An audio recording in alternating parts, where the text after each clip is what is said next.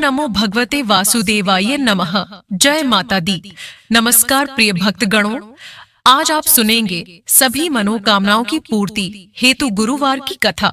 प्रिय भक्तगणों, यदि आप अपने दुर्भाग्य को समाप्त करना चाहते हैं और सौभाग्य में वृद्धि प्राप्त करना चाहते हैं तो आपको गुरुवार का व्रत करना चाहिए तथा विवाह के लिए गुरुवार का व्रत किया जाता है।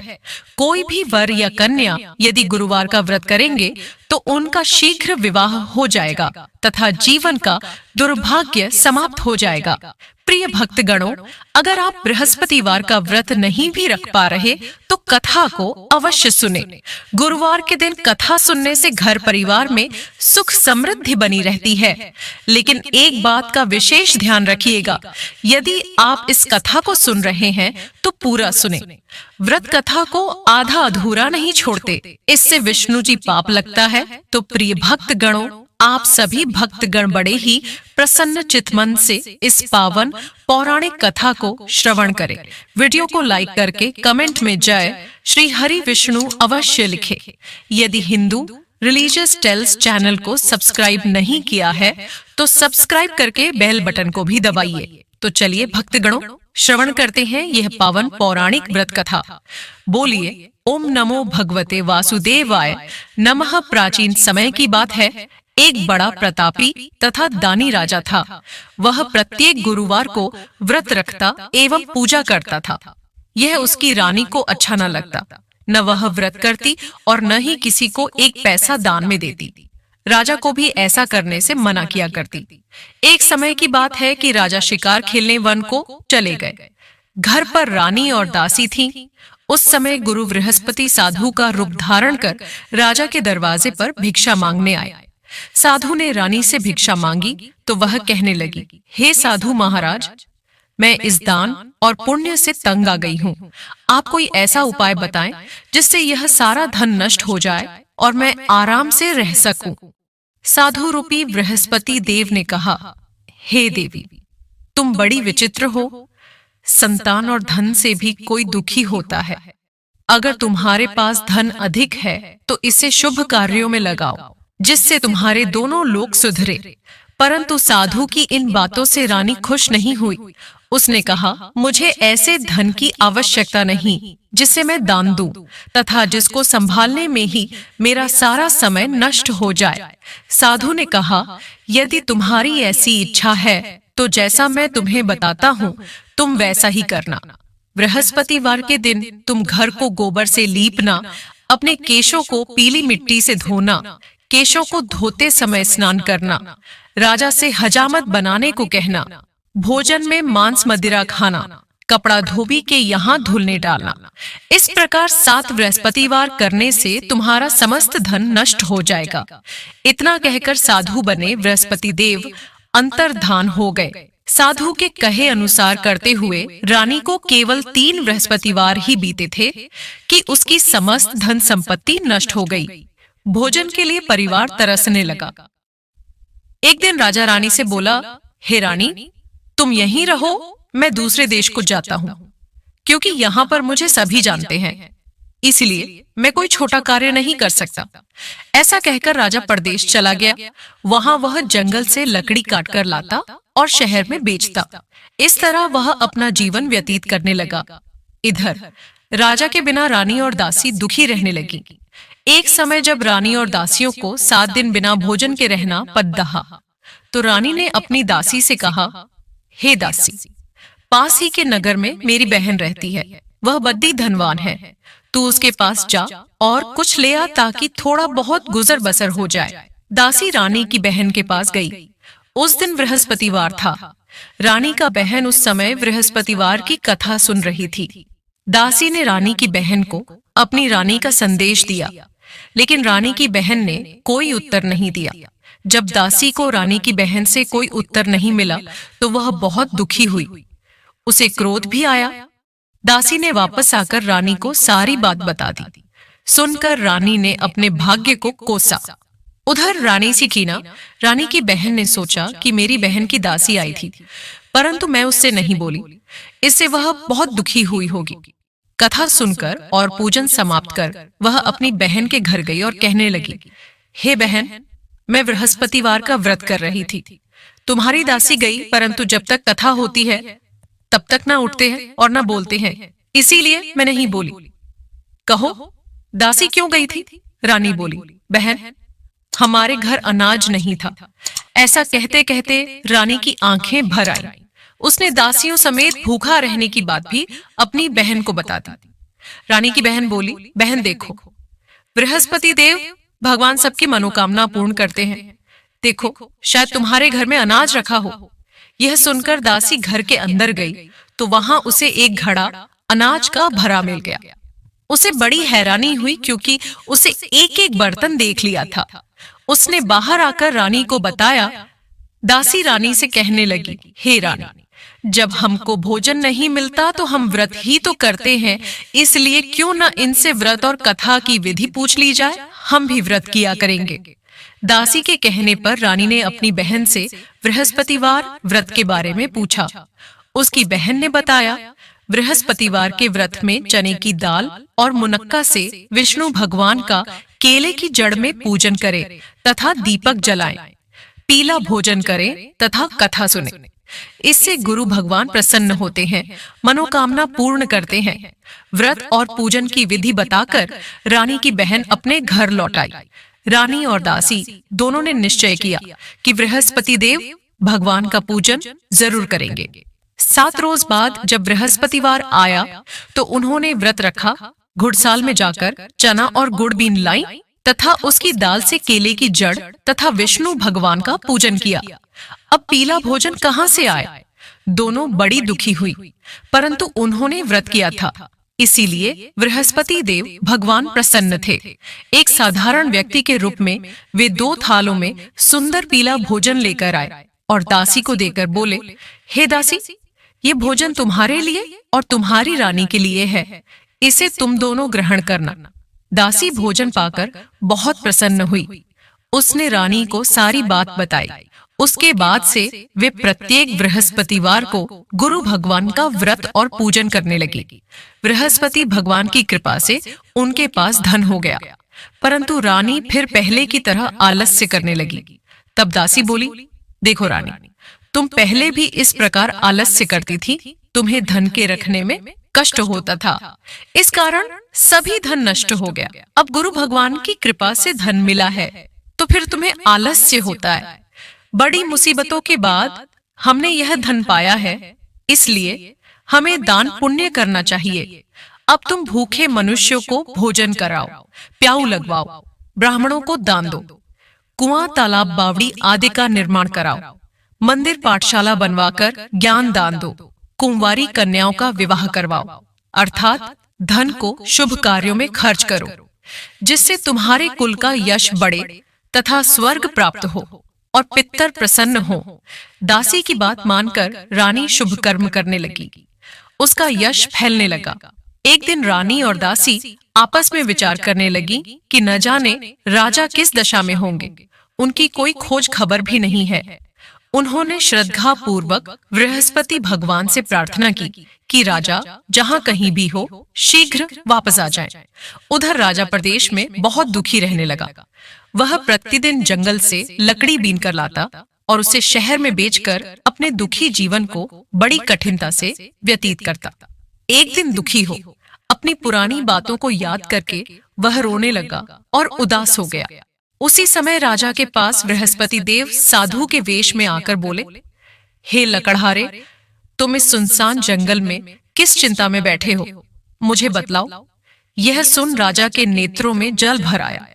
साधु की वंदना कर राजा ने अपनी संपूर्ण कहानी सुना दी। महात्मा दयालु होते हैं। वे राजा से बोले, हे राजा, तुम्हारी पत्नी ने बृहस्पति देव के प्रति अपराध किया था, जिसके कारण तुम्हारी यह दशा हुई। अब तुम चिंता मत करो, भगवान तुम्हें पहले से अधिक धन देंगे। देखो, तुम्हारी पत्नी ने बृहस्पतिवार का व्रत प्रारंभ कर दिया है। अब तुम भी बृहस्पतिवार का व्रत करके चने की दाल और गुड़ जल के लोटे में डालकर केले का पूजन करो, फिर कथा कहो या सुनो। भगवान तुम्हारी सब कामनाओं को पूर्ण करेंगे। साधु की बात सुनकर राजा बोला, हे प्रभु, लकड़ी बेचकर तो इतना पैसा भी नहीं बचता सरकार, जिससे मैं पिसटर जिससे भोजन के उपरांत कुछ बचा सकूं? मैंने रात्रि में अपनी रानी को व्याकुल देखा है। मेरे पास कोई साधन नहीं जिससे उसका समाचार जान सकूं। फिर मैं कौन सी कहानी कहूं, यह भी मुझको मालूम नहीं है। साधु ने कहा, हे राजा, मन में बृहस्पति भगवान के पूजन व्रत का निश्चय करो। वे स्वयं तुम्हारे लिए कोई राह बना देंगे। बृहस्पतिवार के दिन तुम रोजाना की तरह लकड़ियां लेकर शहर में जाना। तुम्हें रोज से दुगुना धन मिलेगा, जिससे तुम भली भांति भोजन कर लोगे तथा बृहस्पति देव की पूजा का सामान भी आ जाएगा। जो तुमने बृहस्पतिवार की कहानी के बारे में पूछा है वह इस प्रकार है। प्राचीन काल में एक बहुत ही निर्धन ब्राह्मण था। उसके कोई संतान न थी। वह नित्य पूजा पाठ करता। उसकी स्त्री न स्नान करती और न किसी देवता का पूजन करती। इस कारण ब्राह्मण देवता बहुत दुखी रहते थे। भगवान की कृपा से ब्राह्मण के यहाँ एक कन्या उत्पन्न हुई। कन्या बड़ी होने लगी।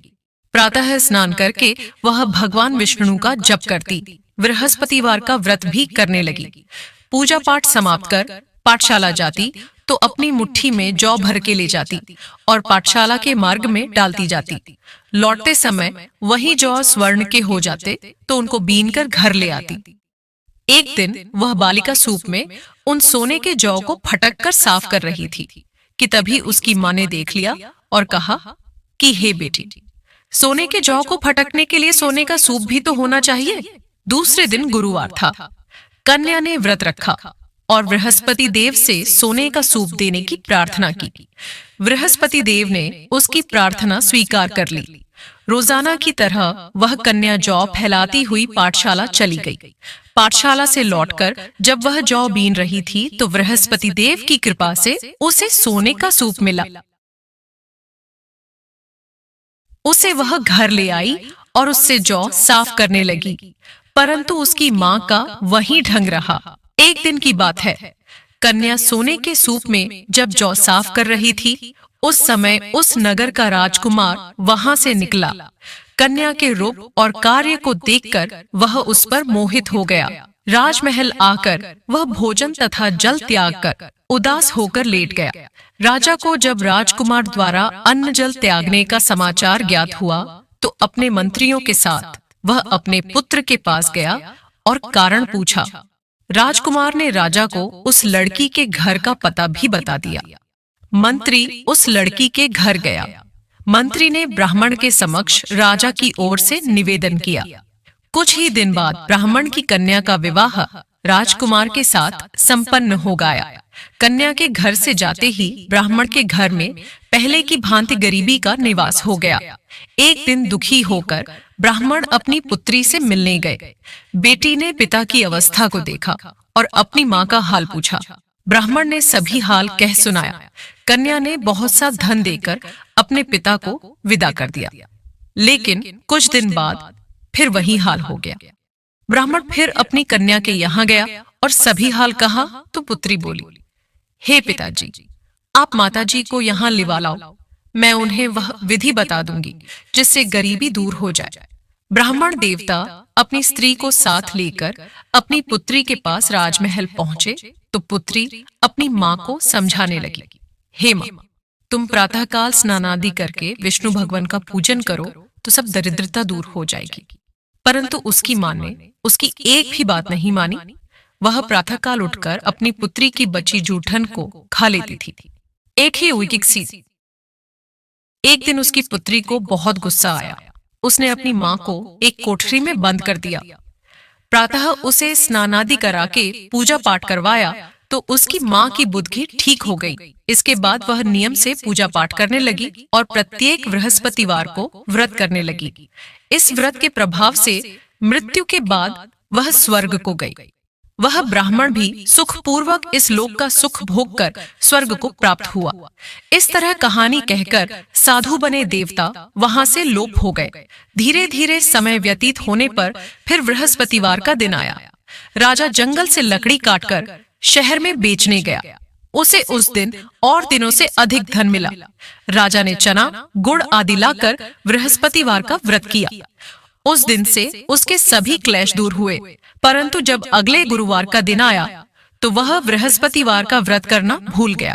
इस कारण बृहस्पति भगवान नाराज हो गए। उस दिन उस नगर के राजा ने विशाल यज्ञ का आयोजन किया था तथा अपने समस्त राज्य में घोषणा करवा दी कि सभी मेरे यहाँ भोजन करने आवे, किसी के घर चूल्हा न जले। इस आज्ञा को जो न मानेगा उसको फांसी दे दी जाएगी। राजा की आज्ञानुसार राज्य के सभी वासी राजा के भोज में सम्मिलित हुए, लेकिन लकड़हारा कुछ देर से पहुंचा, इसलिए राजा उसको अपने साथ महल में ले गए। जब राजा लकड़हारे को भोजन करा रहे थे तो रानी की दृष्टि उस खूंटी पर पड़ी जिस पर उसका हार लटका हुआ था। उसे हार खूंटी पर लटका दिखाई नहीं दिया। रानी को निश्चय हो गया कि मेरा हार इस लकड़हारे ने चुरा लिया है। उसी समय सैनिक बुलवाकर उसको जेल में डलवा दिया। लकड़हारा जेल में विचार करने लगा कि न जाने कौन से पूर्व जन्म के कर्म से मुझे यह दुख प्राप्त हुआ है, और जंगल में मिले साधु को याद करने लगा। तत्काल बृहस्पति देव साधु के रूप में प्रकट हो गए और कहने लगे, अरे मूर्ख, तूने बृहस्पति देवता की कथा नहीं की, उसी कारण तुझे यह दुख प्राप्त हुआ है। अब चिंता मत कर। बृहस्पतिवार के दिन जेल खाने के दरवाजे पर तुझे 4 पैसे पड़े मिलेंगे। उनसे तू बृहस्पतिवार की पूजा करना तो तेरे सभी कष्ट दूर हो जाएंगे। अगले बृहस्पतिवार उसे जेल के द्वार पर 4 पैसे मिले। राजा ने पूजा का सामान मंगवाकर कथा कही और प्रसाद बांटा। उसी रात्रि में बृहस्पति देव ने उस नगर के राजा को स्वप्न में कहा, हे राजा, तूने जिसे जेल में बंद किया है उसे कल छोड़ देना, वह निर्दोष है। राजा प्रातःकाल उठा और खूंटी पर हार टंगा देखकर लकड़हारे को बुलाकर क्षमा मांगी तथा राजा के योग्य सुंदर वस्त्र आभूषण भेंट कर उसे विदा किया। गुरुदेव की आज्ञानुसार राजा अपने नगर को चल दिया। राजा जब नगर के निकट पहुंचा तो उसे बड़ा ही आश्चर्य हुआ। नगर में पहले से अधिक बाग, तालाब और कुएं तथा बहुत सी धर्मशालाएं, मंदिर आदि बने हुए थे। राजा ने पूछा कि यह किसका बाग और धर्मशाला है। तब नगर के सब लोग कहने लगे कि यह सब रानी और दासी द्वारा बनवाए गए हैं।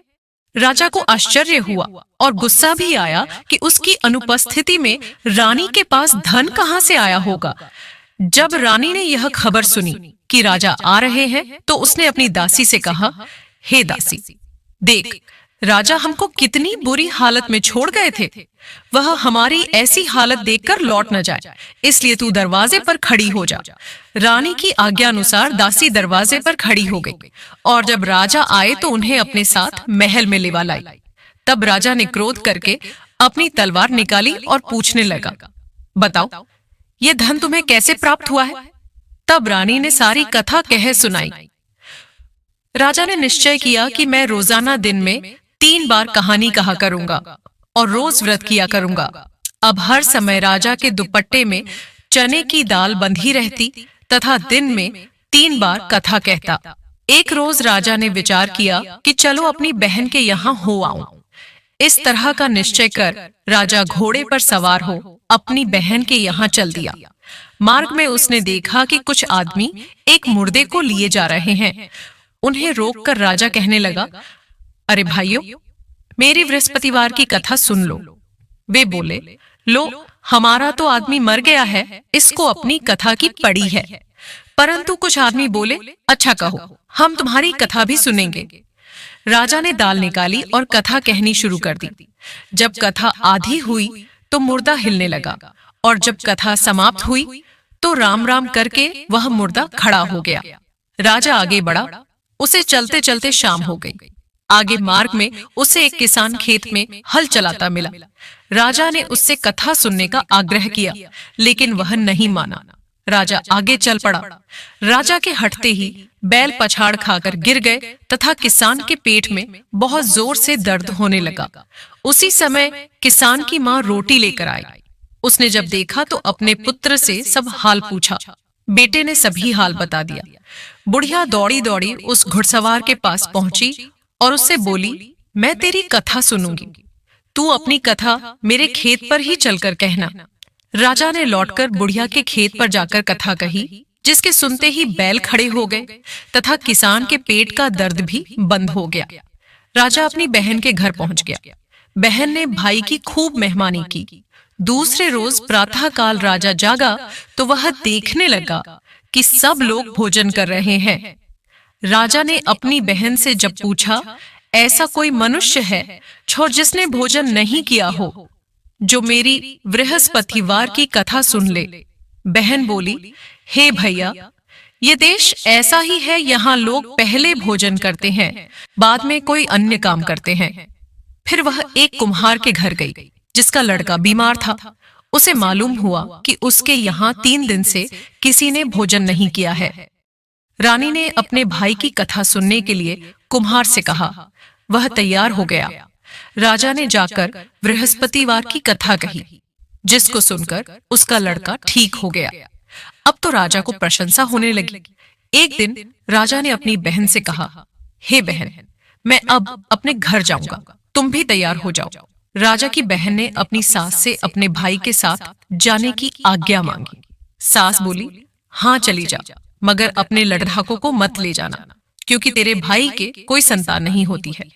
बहन ने अपने भाई से कहा, हे भैया, मैं तो चलूंगी, मगर कोई बालक नहीं जाएगा।